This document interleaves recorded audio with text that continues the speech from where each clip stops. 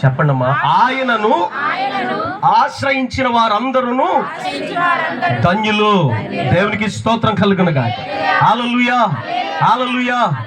మీరు ఎప్పుడైనా ఈ మాట విన్నారో లేదో, నపుత్రస్య గతిర్నాస్తి అనే మాట ఎప్పుడైనా విన్నారా?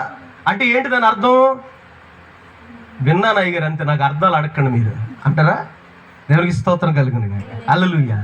చెప్పండి. నపుత్రస్య గతిర్నాస్తి అంటే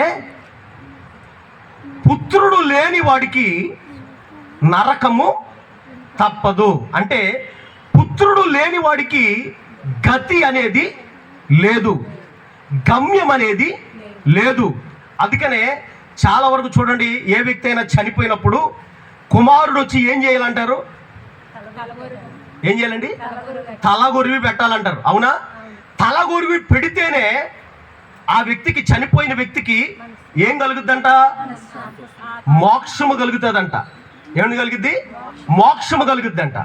ఒకవేళ ఇప్పుడు ఆ వాక్యం ఏం చెప్తుందంటే, ఆ శ్లోకం ఏం చెప్తుందంటే, నపుత్రస్య అంటే కుమారుడు ఎవరికైతే లేడో వారికి మోక్షము లేదు, వారికి దేవుని రాజ్యము లేదు, వారికి స్వర్గము లేదు.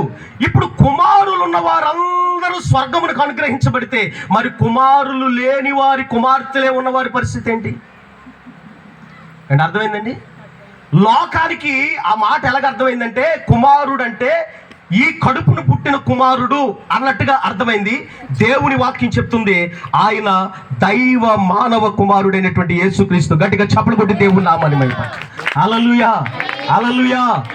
ఎవరికైతే యేసుక్రీస్తుని ప్రేమించే మనసు లేదో, ఎవరికైతే యేసుక్రీస్తుని దేవుని కుమారుడుగా అంగీకరించే మనసు లేదో, వారందరూ కూడానంట నపుత్రస్య అంటే కుమారుడు లేనివారు. వారందరికీ దేవుని వాక్యం ఏమి ఆజ్ఞాపన చేస్తుందంటే, కుమారుణ్ణి ముద్దు పెట్టుకోండి.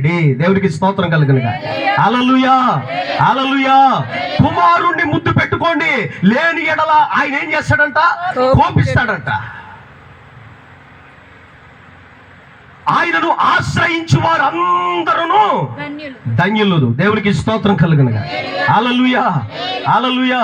మీరు కాస్త స్పందిస్తేనే నేను ముందుకెళ్తాను.